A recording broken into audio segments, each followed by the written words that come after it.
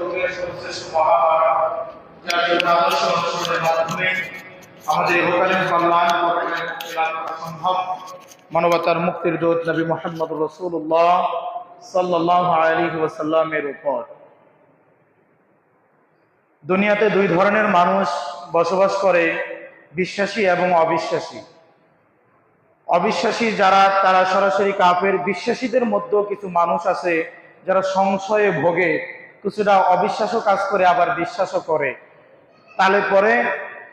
তালে পরে বিশ্বাসীদের সাথে কাজ করে, আবার পরিবেশ তারা অবিশ্বাসীদের মতো কাজ করে। তাদের পরিচয় আল্লাহ সুবহানাহু ওয়া তাআলা কোরআনুল কারীমে তুলে ধরে তিনি বলেন, وَإِذَا لَقُوا الَّذِينَ آمَنُوا قَالُوا آمَنَّا وَإِذَا خَلَوْا إِلَى شَيَاطِينِهِمْ قَالُوا إِنَّا مَعَكُمْ إِنَّمَا نَحْنُ مُسْتَهْزِئُونَ। আল্লাহ বলেন, যখন মানুষজন বিশ্বাসীদের সাথে থাকে তখন বলে আমরা মুমিন। যখন মসজিদে থাকে, মাদ্রাসায় থাকে, যখন দ্বীনি মাজলিসে থাকে, যখন মুমিনদের সাথে থাকে তখন বলে আমরা মুমিন, আমরা ইসলামের পক্ষের শক্তি। আর যখন কোনো গায়ে হলুদের অনুষ্ঠানে যায়, আর যখন কোনো সুদি মজমায় যায়, আর যখন কোনো জুয়ার মজমায় যায়, অথবা কোনো শয়তানের আখড়ায় যায়, তখন বলে আমি তোমাদের সাথে আছি। আল্লাহ সুবহানাহু ওয়া তাআলা মানুষের এই চরিত্রটা তুলে ধরলেন। যখন ইমানদারদের সাথে থাকে, ইমানি পরিবেশে থাকে, ইসলামিক পরিবেশে থাকে, তখন বলে আমি মুমিন, তোমাদের সাথে আছি। লিল্লাহি তাকবীর, আল্লাহু আকবার, সকল বিধান বাতিল করো, ওহীর বিধান কায়েম করো। মুমিনদের সাথে থাকলে জোশের ঠালা এটা বলে। আবার যখন গায়ে হলুদের অনুষ্ঠানে যায়, নিজে ওয়াইফটাকেই নোংরা একবারে বেপরদা বানিয়ে আরেকজনের চোখের খোরাক বানিয়ে সেখানে সাজিয়ে নিয়ে যায়, গিয়ে একাত্মতা পোষণ করে বোঝায় আমি তোমাদের সাথেও আছি। যে মানুষটা মসজিদে বলছে আমি ওহীর বিধান চাই, ওই মানুষটাই গায়ের হলুদের অনুষ্ঠানে গিয়ে বলে আমি তোমাদের সাথেই আছি। সুদের অনুষ্ঠানে গিয়ে বলে আমি তোমাদের সাথেই আছি। এই মানুষরাও অবিশ্বাসীদের কাতারে পড়বে এবং তাদের ঠিকানা হবে জাহান্নাম। এজন্য নবীজি সাল্লাল্লাহু আলাইহি ওয়াসাল্লাম আমাদেরকে সুন্দর চরিত্র অর্জনের গুরুত্ব সবচেয়ে বেশি দিয়েছেন। একজন আনসারী ব্যক্তি আল্লাহর নবীর কাছে আসলেন। ফাজাআহু রাজুলুম মিনাল আনসারি ফাসাল্লামা আলান নবী। আল্লাহর নবীর কাছে একজন আনসারী আসলেন, এসে আল্লাহর নবীকে জিজ্ঞাসা করলেন, ক্বালা আইয়ুল মুমিনিনা আফদল, আল্লাহর নবী সর্বোত্তম মুমিন কে? মুমিনদের মধ্যে এরা সবাই মুমিন, জোশের ঠালায় পরে হোক আর বিশ্বাস করেই হোক, দৃঢ় বিশ্বাসের ভিত্তিতেই হোক, এরা সবাই মুমিন। এই মুমিনদের মধ্যে উত্তম মুমিনকে নবীজি সাল্লাল্লাহু আলাইহি ওয়াসাল্লাম বললেন, ক্বালা আহসানুহুম খুলুকান, যার চরিত্র সবচেয়ে সুন্দর। গায়ে হলুদের অনুষ্ঠান হোক, বিয়ের অনুষ্ঠান হোক, সুদি কারবার হোক, ঘুষির কারবার হোক, পাপের পরিবেশ হোক, শয়তানের আখড়া হোক, সব জায়গায় সে তার ইমানের পরিচয় দিবে, ইসলামের পরিচয় দিবে। ইমান এবং ইসলামকে সে সব সময় উদ্দিন রাখার চেষ্টা করবে। যেই পরিবেশ এবং পরিস্থিতি তার সামনে আসুক না কেন, ইমান ছাড়া, ইসলাম ছাড়া তার দ্বিতীয় কোনো অপশন সে বেছে নিবে না। তার অপশন একটাই, ইমান, ইসলাম। তো নবীজি সাল্লাল্লাহু আলাইহি ওয়াসাল্লাম বললেন, ক্বালা আহসানুহুম খুলুকান, যার চরিত্র সবচেয়ে সুন্দর, যার চরিত্র উত্তম, সে হচ্ছে সবচেয়ে ভালো মুমিন। আর চরিত্র ভালো হবে কোনটাকে অনুসরণ করলে? ওই নায়ক নায়িকাদেরকে, খেলোয়াড়দেরকে, বিভিন্ন মডেলদেরকে অনুসরণ করলে চরিত্র সুন্দর হবে। দুনিয়ার কোন পুঁজিপতি অর্থনীতিবিদ যে সুদি কারবার করে দুনিয়া হাজার হাজার কোটি টাকার মালিক হয়েছে, অর্থনীতিকে অনুসরণ করলে না। আল্লাহ সুবহানাহু ওয়া তাআলা বলেন, লাকাদ কানা লাকুম ফি রাসূলিল্লাহি উসওয়াতুন হাসানাহ। তোমাদের জন্য অর্থনীতি হোক, সমাজনীতি হোক, পরনীতি হোক, তোমাদের যে কোনো কৃষ্টি কালচার হোক, সকল কিছুতে আমি তোমাদের জন্য সবচেয়ে উত্তম আদর্শটা রেখেছি যে ব্যক্তির মধ্যে, তিনি হচ্ছেন তোমাদের রাসূল মুহাম্মদ রাসূলুল্লাহ সাল্লাল্লাহু আলাইহি ওয়াসাল্লাম। মুহাম্মদ রাসূলুল্লাহ সাল্লাল্লাহু আলাইহি ওয়াসাল্লামের মধ্যে রেখেছেন আমাদের জন্য সর্বোত্তম আদর্শ। আর ওই সর্বোত্তম আদর্শটা যদি আমি আপনি অনুসরণ করি, তাহলে আপনি একজন উন্নত চরিত্রের মানুষ হতে পারবো। কখন আমি আপনি একজন উন্নত চরিত্রের মানুষ হতে পারবো? যখন মুহাম্মদ রাসূলুল্লাহ সাল্লাল্লাহু আলাইহি ওয়াসাল্লামের আদর্শ আমরা ধারণ করব। আমি আমার ব্যক্তি জীবনে ধারণ করব, আমার সন্তানকে ওই আদর্শে লালন পালন করব, আমার স্ত্রীকে ওই দিক নির্দেশনাই দিব যে নীতিক নির্দেশনা মুহাম্মদ রাসূলুল্লাহ সাল্লাল্লাহু আলাইহি ওয়াসাল্লাম দিয়েছেন। আমার অর্থনীতি মুহাম্মদ সাল্লাল্লাহু আলাইহি ওয়াসাল্লাম কোরআন সুন্নাহর আলোকে যে ব্যবস্থা দিয়েছেন ওইভাবেই সাজাবো। আমার সকল বিষয়, ধর্মীয় এবং বৈষয়িক যত বিষয় আছে, সকল বিষয় আমি একজনকে সামনে রেখে এগাবো। তিনি হচ্ছেন কে? মুহাম্মদ রাসূলুল্লাহ সাল্লাল্লাহু আলাইহি ওয়াসাল্লাম। তাহলে আপনি সবচেয়ে উত্তম মুমিন হতে পারবেন। 2 নম্বরে ওই আনসারী ব্যক্তি আল্লাহর নবীকে প্রশ্ন করলেন, ক্বালা আইয়ুল মুমিনিনা আকিয়াস, আল্লাহর নবী মুমিন তো বুঝলাম এরা সবাই মুমিন, উত্তম চরিত্র অর্জন করলে মুমিন, তবে আল্লাহর নবী সকল মুমিন তার বুদ্ধিমান না। আমি আপনাকে প্রশ্ন করলাম, আপনি যেহেতু ওহী দ্বারা কি করেন, কথার উত্তর দেন, ওহী দ্বারা আপনি সাজেশন দেন, আপনি সলিউশন দেন, তাই আপনার কাছে প্রশ্ন করছি, ক্বালা আইয়ুল মুমিনিনা আকিয়াস, আল্লাহর নবী সবচেয়ে বুদ্ধিমান মুমিন কারা? মুমিনদের মধ্যে সবচেয়ে বুদ্ধিমান মুমিন কারা? নবীজি সাল্লাল্লাহু আলাইহি ওয়াসাল্লাম বলেন, ক্বালা আহসানুহুম লিল মাউতি যিকরা, যে ব্যক্তি মৃত্যুর জন্য উত্তম প্রস্তুতি গ্রহণ করে। আমি আপনি আজকে যদি আজকের রাত্র যদি শেষ হয়, আজকের রাত্র ঘুমানোর পরে যদি আঁখি দুইটা আর না খুলে, আজকের রাত্র ঘুমানোর পরে যদি কালকে আর ভোর না হয়, আজকের রাত্র ঘুমানোর পরে কালকে যদি অন্ধকার শ্বাস দূরীভূত হয়ে আর আলো না ফুটে আমার আপনার জীবন বন্ধ হয়ে যাবে। ওই জীবন বন্ধ হওয়ার পূর্বে নবীজি সাল্লাল্লাহু আলাইহি ওয়াসাল্লাম বলছেন, ক্বালা আহসানুহুম লিল মাউতি যিকরা, মৃত্যুর জন্য উত্তম ভাবে প্রস্তুতি গ্রহণ করতে হবে। আমরা কতজন আছি আজকের রাত্রে মালাকুল মাউতের সাথে সাক্ষাতের জন্য প্রস্তুত? আল্লাহ সুবহানাহু ওয়া তাআলা কুরআনুল কারীমে বলেন, হাত্তা ইযা জাআ আজালুহুম ক্বালা রাব্বিরজিউন, হাত্তা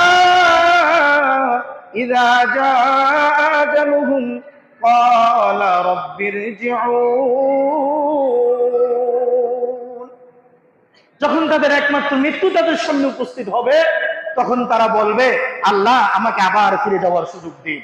তার মানে আমি এখন মরতে চাই না। বয়স যদি 90 হয় ওই বৃদ্ধ ব্যক্তি বলবে আমি এখন মরতে চাই না।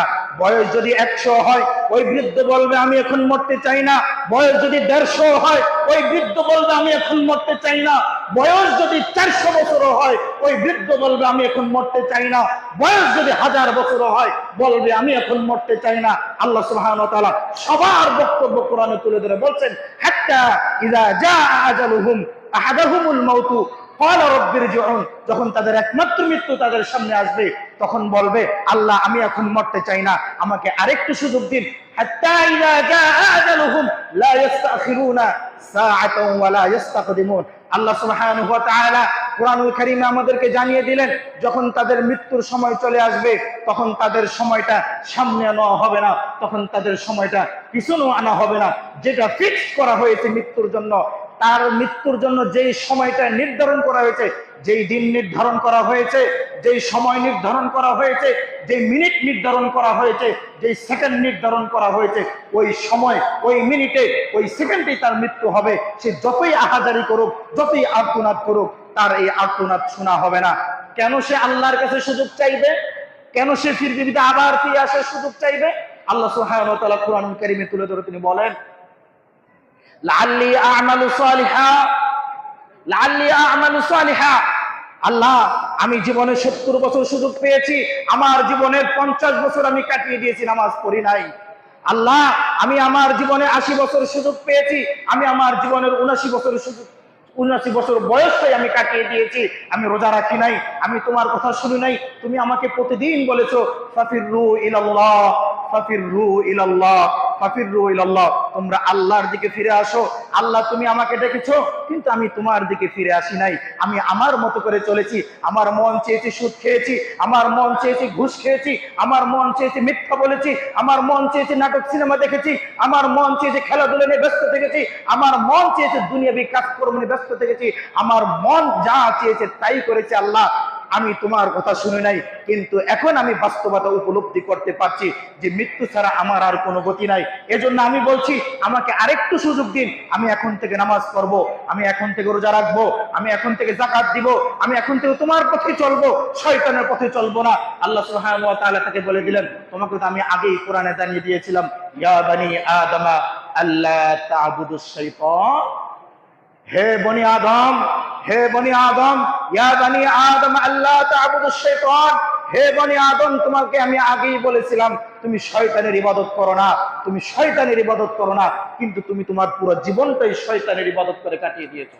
ইবাদত করার কথা ছিল কার? ইবাদত করার কথা ছিল কার? রূহের জগতে আল্লাহ যখন প্রশ্ন করেছেন আলাস্তু বিরাব্বিকুম, যে আমি কি তোমাদের রব নই, আমরা সেদিন সবাই উত্তর দিয়েছিলাম ক্বালু বালা, অবশ্যই আপনি আমার রব, আপনি আমার রব। তো আল্লাহর কাছে যে ওয়াদা অঙ্গীকার করে আসছি, দুনিয়াতে এসে ওই ওয়াদা অঙ্গীকার রক্ষা করি নাই, শয়তান যেভাবে চেয়েছে সেভাবেই আমরা চলেছি। ইয়া বনি আদম আল্লাহ তা'বুদুশ শাইতান, আল্লাহ বলেন হে বনি আদম, হে আদম সন্তান, তোমরা শয়তানের ইবাদত করো না। কিন্তু পুরো জীবনটাই কাটিয়ে দিয়েছি শয়তানের ইবাদত করতে করতে, পুরো জীবনটাই কাটিয়ে দিয়েছি শয়তানের ইবাদত করতে করতে।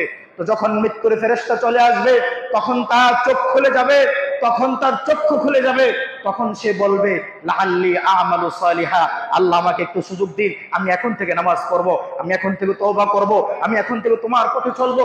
আল্লাহ সুবহানাহু ওয়া তাআলা তাকে ধমক দিয়ে বলবেন ফিমা তারাক্তুকাল্লাহ, ফিমা তারাক্তুকাল্লাহ, অসম্ভব, অসম্ভব, তুই যে কেমন মানুষ, তোর যে কি চরিত্র আমার বোঝা হয়ে গেছে। বুঝেন নাই? আল্লাহ এই কথা বলবেন। আল্লাহ বলবেন কোন আপনার সামনে দৃষ্টান্ত নাই? করোনার সময় আমরা কত ভালো ফেরেশতা হয়ে গেছিলাম, করোনা চলে গেছে সব ভুলে গেছি, বিপদ আপদ সব ভুলে গেছি কিনা? মানে বিপদ কেটে গেলে আমরা আল্লাহকে ভুলে যাই, বিপদে পড়লে আল্লাহকে ডাকি। এসএসসি পরীক্ষা দিবে সামনে, ছাত্র ভালো না, 5 ওয়াক্ত নামাজ পড়ে আল্লাহর কাছে দোয়া করে আল্লাহ পরীক্ষায় সহজ করে দিও। আর পরীক্ষা শেষ হয়ে যায়, আল্লাহকে ভুলে যায়, মসজিদে ভুলে যায়। অনেক টাকা পয়সা দরকার, ঋণে পড়ে গেছে, মানুষ প্রেসার দিচ্ছে, তখন সে আল্লাহকে ডাকে, নামাজ পড়ে। যখন বিপদ থেকে উদ্ধার হয়ে যায়, তখন সে আল্লাহকে ভুলে যায়। তা আল্লাহ তাকে এই কথাটা মনে করে দিয়ে বলবে ফিমা তারাক্তুকাল্লাহ, তোকে আমি চিনি রে, তোর চরিত্র আমি বুঝি, তোকে আমি সৃষ্টি করেছি, তোর অন্তরের খবরটাও আমি জানি, তুই যে কি করবি, তোকে সুযোগ দিলে এটা আমি জানি, তোকে আর সুযোগ দেওয়া সম্ভব না। তো নবীজি সাল্লাল্লাহু আলাইহি ওয়াসাল্লাম বললেন ক্বালা আইয়ুল মুমিনিনা আকিয়াস, আল্লাহ নবীকে জিজ্ঞেস করলেন ইয়া রাসূলুল্লাহ, সবচেয়ে বুদ্ধিমান মুমিনকে, মুমিনদের মধ্যে, মুসলিমদের মধ্যে সবচেয়ে জ্ঞানী কে? জ্ঞানী, জ্ঞানী আমরা সবাই পণ্ডিত, আমাকে যদি কেউ বলে মূর্খ নাদান, আমাকে কেউ বলে যদি জাহেল, আপনাকে কেউ যদি বলে মূর্খ নাদান, আপনাকে কেউ যদি বলে জাহেল, কথাটা কি মানবেন? কথাটা কি মানবেন? আপনারা সবাই জ্ঞানী, কিন্তু আল্লাহর নবী বললেন সবাই জ্ঞানী না। ক্বালা আহসানুহুম লিল মাউতি যিকরা, যে ব্যক্তি মৃত্যুর জন্য উত্তম ভাবে প্রস্তুতি গ্রহণ করে সে হচ্ছে সবচেয়ে বুদ্ধিমান, সবচেয়ে জ্ঞানী। আল্লাহ সুবহানাহু ওয়া তাআলা কোরআন কারীমে বলেন আল্লাযী খালাকাল মাউতা ওয়াল হায়াতা লিয়াবলুয়াকুম আইয়ুকুম আহসানু আমালা, الذي خلق الموت والحياة ليبلوكم أيكم أحسن عملا। আল্লাহ সুবহানাহু ওয়া তাআলা তিনি বলেন আমি মানুষের সৃষ্টি করার আগে তার জন্য মৃত্যু সৃষ্টি করেছি, তারপরে তার জীবন সৃষ্টি করেছি। এই মৃত্যু এবং জীবন সৃষ্টি করার একটাই কারণ, আইয়ুকুম আহসানু আমালা, আমি দেখতে চাই এই মানুষগুলোর মধ্যে সবচেয়ে উত্তম ভালো ভালো কাজগুলো কারা বেশি করে। আল্লাহ দেখতে চান যে মানুষ সৃষ্টি করার পরে, জীবন মৃত্যু সৃষ্টি করার পরে এই মানুষগুলোকে পরীক্ষা করে দেখতে চান এই মানুষগুলোর মধ্যে কারা সবচেয়ে ভালো ভালো কাজগুলো করে, সবচেয়ে ভালো ভালো কাজগুলো কারা করে, এটা আল্লাহ দেখতে চান। কুরআনুল কারীমে আল্লাহ আরো বলেন ওয়ালানাবলুওয়ান্নাকুম বিশাইইম মিনাল খাউফি ওয়াল জু'i ওয়া নাকসিম মিনাল আমওয়ালি ওয়াল আনফুসি ওয়াস সামারাত ওয়া বাশশিরিস সাবিরিন। আল্লাহ সুবহানাহু ওয়া তাআলা দুনিয়ার মানুষকে পরীক্ষা করবেন। দুনিয়ার মানুষকে জীবন দিয়েছেন, এই জীবনে চাওয়া পাওয়া দিয়েছেন, এই জীবনে আশা আকাঙ্ক্ষা দিয়েছেন, এই জীবনে নিয়ামত রাজি দিয়েছেন, রিজিক দিয়েছেন।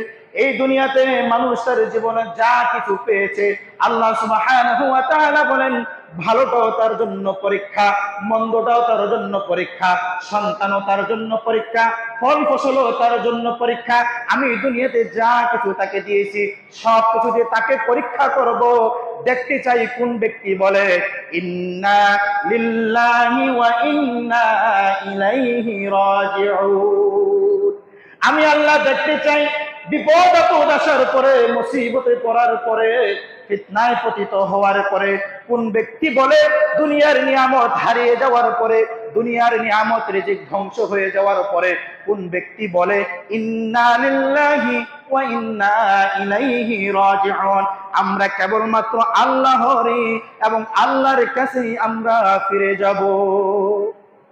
তার মানে হচ্ছে দুনিয়াতে কি পেলো না পেলো এটা নিয়ে তার কোনো মাথা ব্যথা নাই, কারণ সবটাই কার? সবটাই কার? আল্লাহর, সবটাই আল্লাহর। আর আল্লাহ দিয়েও পরীক্ষা করেন, না দিয়েও কি করেন?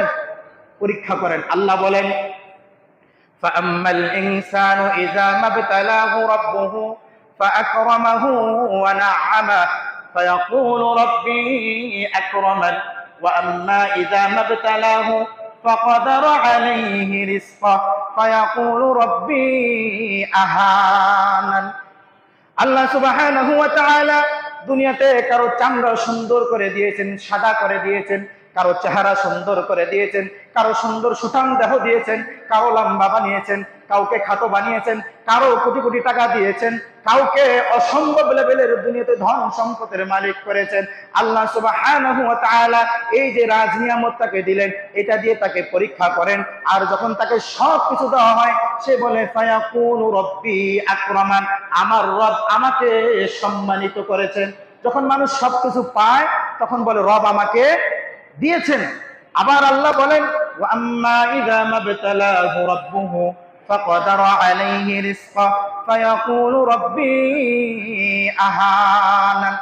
যখন সম্পদ কেড়ে নেন, যখন সন্তানটা কেড়ে নেন, যখন সম্পদ কেড়ে নেন, যখন চাকরিটা কেড়ে নেন, যখন সুযোগ সুবিধাটা কেড়ে নেন, তখন বলে আল্লাহ খালি আমাকেই দেখে। ওয়া ইযা আনআমনা আলাল ইনসানি আ'রাদা ওয়া নাআ বিজানিবি ওয়া ইযা মাসসাহুশ শাররু কানা ইয়াউসা। আল্লাহ কত চমৎকার করে বলেন ওয়া ইযা আনআমনা আলাল ইনসানি আ'রাদা ওয়া নাআ বিজানিবি। দুনিয়াতে যখন টাকা পায়, দুনিয়াতে যখন চাকরি পায়, দুনিয়াতে যখন সন্তান পায়, দুনিয়াতে যখন তার মতো করে সব কিছু পায়, নিজের মতো করে পায়, তখন বলে আল্লাহ এটা আমি অর্জন করেছি, এটা আমার অর্জন, এটা আমার ক্রেডিট। যখন মানুষ ভালো কিছু বলে এটা আমি চেষ্টা করে পেয়েছি, এটা আমার অর্জন, এটা আমার ক্রেডিট। আল্লাহ তার বক্তব্যটা কোরআনে তুলে ধরছেন।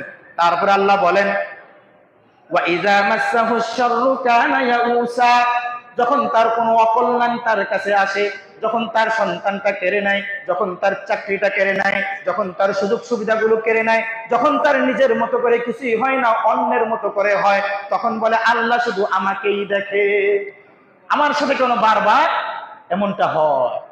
কিন্তু আল্লাহ বলে দিলেন আমি মানুষকে দিয়েও পরীক্ষা করি, আমি মানুষকে না দিয়েও পরীক্ষা করি, দেখতে চাই কোন মানুষটা আমি আল্লাহর সিদ্ধান্ত মেনে নেয়। তাহলে আমাদের কি করতে হবে? আল্লাহর সিদ্ধান্তটা কি করতে হবে? আল্লাহর সিদ্ধান্ত মেনে নিতে। কার সিদ্ধান্ত মেনে নিতে হবে? আমি যা চাইবো ওইভাবে কাজ হবে না, আল্লাহ যা চাইবেন সেইভাবে কাজ হবে। আল্লাহ বলেন ফাআলুল লিমা ইউরিদ ওয়া মা তাশাউনা ইল্লা আইয়াশা আল্লাহু রাব্বুল আলামিন। ফাআলুল লিমা ইউরিদ, আপনি যতই জমিদার হন, আপনি যতই ক্ষমতাশালী হন, আপনার যতই শক্তি থাকুক না কেন, আপনার যতই টাকা থাকুক না কেন, আল্লাহ বলেন ফাআলুল লিমা ইউরিদ, আমি আল্লাহ যা চাই সেটা হবে। তুই কত বড় জমিদার আমি এটা পরোয়াই করি না, আমি আল্লাহ যেটা চাই সেটা হবে। কারটা হবে? আমারটা না আল্লাহটা? কারটা হবে? আপনারটা না আল্লাহটা? কারটা? আল্লাহর সিদ্ধান্ত হবে। ওয়া মা তাশাউনা ইল্লা আইয়াশা আল্লাহু রাব্বুল আলামিন। যিনি জগৎ সমূহের রব, তিনি যেভাবে চান, যেটা চান, যখন চান সেটাই হবে, তখনই হবে, সেভাবেই হবে। আপনার মতো করে কিছুই হবে না। এজন্য আমাদেরকে মৃত্যুর জন্য প্রস্তুতি নিতে হবে। নবীজি সাল্লাল্লাহু আলাইহি সাল্লাম বলেন, হাদিস বলে দিচ্ছি, শেষ করে দিব। নবীজি সাল্লাল্লাহু আলাইহি সাল্লাম বলেন আকসিরুল যিকির হাজিমিল লাজ্জাত। তুমি ব্যস্ত আছো বাড়ি করা নিয়ে, তুমি ব্যস্ত আছো ব্যাংকের কোটি টাকা নিয়ে, তুমি ব্যস্ত আছো তোমার চাকরি নিয়ে, তুমি ব্যস্ত আছো তোমার সৌন্দর্য নিয়ে, তুমি ব্যস্ত আছো তোমার পদ পদবি নিয়ে। ওরে বান্দা তুমি শোনো, আকসিরুল যিকির, তুমি মৃত্যুর কথা স্মরণ করো, তুমি মৃত্যুর কথা স্মরণ করো। হাজিমিল লাজ্জাত, হাজিমিল লাজ্জাত, হাজিমিল লাজ্জাত। তুমি যখন মৃত্যুর কথা স্মরণ করবে, মৃত্যুর কথা স্মরণ করে যখন তুমি চলবে, তোমার দুনিয়ার যত সুখ আছে, তোমার দুনিয়ার যত আনন্দ আছে, তোমার দুনিয়ার যত স্বাদ আছে, এগুলো সব মুহূর্তের মধ্যে তিতা হয়ে যাবে। মৃত্যুর কথা স্মরণ করে যদি তুমি চলো, তাহলে তুমি সুখ থেকে ফিরে আসতে পারবা। কেননা কিছুক্ষণ পরেই আমার মৃত্যু হতে পারে। আপনার সামনে যদি বলা হয় আজকে রাত্রে 12টা বাজে আপনার মৃত্যু, কয়টা বাজে? কথা বলেন কিন্তু। আপনাকে যদি বলা হয় আজকে রাত্রে 12টা বাজে আপনার মৃত্যু, 12টা বাজে আপনার মৃত্যু, 12টা বাজার 1 ঘন্টা আগে যদি আপনার সামনে কুমিল্লার রসমালাই, বগুড়ার দই, চাঁদপুরের ইলিশ, ওই পৃথিবীর বিখ্যাত বিখ্যাত খাবার এনে যদি আপনার সামনে উপস্থিত করা হয় আর বলা হয় আপনি আপনার মন মতো খেয়ে নেন, ভাই 1 ঘন্টা পরে যে ব্যক্তির মৃত্যু, ওই ব্যক্তির কাছে কি দুনিয়ার সবচেয়ে বিখ্যাত বিখ্যাত খাদ্য তখন আর ভালো লাগবে? ভালো লাগবে? যে ব্যক্তির 1 ঘন্টা পরে মৃত্যু, যে ব্যক্তির 40 মিনিট পরে মৃত্যু, ওই ব্যক্তির সামনে যদি পৃথিবী বিখ্যাত খাদ্যগুলো এনে উপস্থিত করা হয়, পৃথিবীর সবচেয়ে ভালো ভালো জিনিসগুলো এনে তার সামনে উপস্থিত করা হয়, ওই মুহূর্তে কি তাকে ওইগুলো আকর্ষণ করবে? আকর্ষণ করবে? করবে না। এই জন্য নবীজি সাল্লাল্লাহু আলাইহি ওয়াসাল্লাম বলেন, ওয়া নাহনু আকরাবু ইলাইহি মিন হাবলিল ওয়ারিদ, ওয়া নাহনু আকরাবু ইলাইহি মিন হাবলিল ওয়ারিদ। তুমি মৃত্যু থেকে দূরে আছো। আল্লাহ সুবহানাহু ওয়া তাআলা কোরআনে আরো বলেন, কুল ইন্নাল মাউতাল্লাযী তাফিরুনা মিনহু ফাইন্নাহু মুলাকীকুম সুম্মা তুরাদ্দুনা ইলা আলিমিল গায়বি ওয়াশ শাহাদা ইলা আলিমিল গায়বি ওয়াশ শাহাদাতি ফায়ুনাব্বিউকুম বিমা কুনতুম তা'মালুন। আল্লাহ সুবহানাহু ওয়া তাআলা বলেন, কুল ইন্নাল মাউতাল্লাযী তাফিরুনা মিনহু, হে নবী আপনি তাদেরকে বলে দিন, ইন্নাল মাউতাল্লাযী তাফিরুনা মিন, যারা মৃত্যু থেকে দূরে আছে, যারা মৃত্যু থেকে ভুলে আছে, যারা মৃত্যু থেকে পলায়ন করেছে, নবী আপনি তাদেরকে বলে দিন, ইন্নাল মাউতাল্লাযী তাফিরুনা মিনহু ফাইন্নাহু মুলাকীকুম, অবশ্যই মৃত্যু তার সাথে মুলাকাত করবে, তার সাথে সাক্ষাৎ করবে, তার সাথে সাক্ষাৎ করবে। মৃত্যু থেকে দূরে থাকলেও চলবে না, ভুলে থাকলেও চলবে না। আপনি ভাবতেছেন আমি বেঁচে গেলাম, আল্লাহ বলছেন ফাইন্নাহু মুলাকীকুম, অবশ্যই মৃত্যু তার সাথে সাক্ষাৎ করবে। আইনামা তাকুনু ইউদরিকুমুল মাউতু ওয়ালাউ কুনতুম ফি বুরুজিম মুশাইয়াদা, মৃত্যু থেকে বাঁচার জন্য যদি কোনো সুদৃঢ় প্রাচীরের মধ্যে আত্মগোপন করে, আল্লাহ বলছেন সেখানেও মৃত্যু প্রবেশ করবে। তাহলে মৃত্যু থেকে যেহেতু পালানোর রাস্তা নাই, এজন্য নবী বলে দিলেন, আল্লাহ বলে দিলেন, ওয়া নাহনু আকরাবু ইলাইহি মিন হাবলিল ওয়ারিদ, মৃত্যুটা তোমার ঘাড়ের রগের থেকেও কাছে, তোমার ঘাড়ের রগের থেকেও মৃত্যুটা কি কাছে। এজন্য আল্লাহ নবী সাল্লাল্লাহু আলাইহি ওয়াসাল্লাম বলছেন, আকসিরুল যিকির হাযিমিল লাযযাত, মৃত্যুর কথা স্মরণ করে চলো, তাহলে দুনিয়ার যে সুখের পিছনে পড়ে আছো, দুনিয়ার যে মায়ার পিছনে পড়ে আছো, দুনিয়ার যে মোহের পিছনে তুমি পড়ে আছো, দুনিয়ার যে ছলনার পিছনে তুমি পড়ে আছো, তুমি ওইটা থেকে বের হয়ে আসতে পারবা। কেননা মৃত্যু তোমার দুনিয়ার সকল আশা আকাঙ্ক্ষা, চাওয়া পাওয়া, সুখ আনন্দকে মুহূর্তের মধ্যে তিতা বানিয়ে দিবে। মুহূর্তের মধ্যে কি বানিয়ে দিবে? তিতা বানিয়ে দিবে। এই জন্য মৃত্যুর কথা স্মরণ করে করে যে ব্যক্তি চলবে, নবীজি সাল্লাল্লাহু আলাইহি ওয়াসাল্লাম বলেন, উলাইকাল আকিয়াস, সেই তো হচ্ছে বুদ্ধিমান, সেই তো হচ্ছে কি বুদ্ধিমান, যে ব্যক্তি মৃত্যুর কথা স্মরণ করে চলে, লাম্মা বা'দাহু ইস্তিদাদ, এবং মৃত্যুর পরবর্তী জিন্দেগীর জন্য প্রস্তুতি গ্রহণ করে। নবী বলছেন উলাইকাল আকিয়াস, সে হচ্ছে বুদ্ধিমান। তাহলে সর্বোত্তম মুমিন হচ্ছে যার চরিত্র সবচেয়ে সুন্দর, সবচেয়ে বুদ্ধিমান মুমিন হচ্ছে সে যে মৃত্যুর কথা স্মরণ করে চলে। আল্লাহ সুবহানাহু ওয়া তাআলা আমাদেরকে সর্বোত্তম মুমিন এবং বুদ্ধিমান মুমিন হওয়ার তৌফিক দান করুন। আকুলু কওলি হাযা আস্তাগফিরুল্লাহ লি ওয়া লাকুম ওয়া লিসাইরিল মুসলিমিন, ইয়াগফিরুল্লাহু লানা ওয়া লাকুম। মাশাআল্লাহ।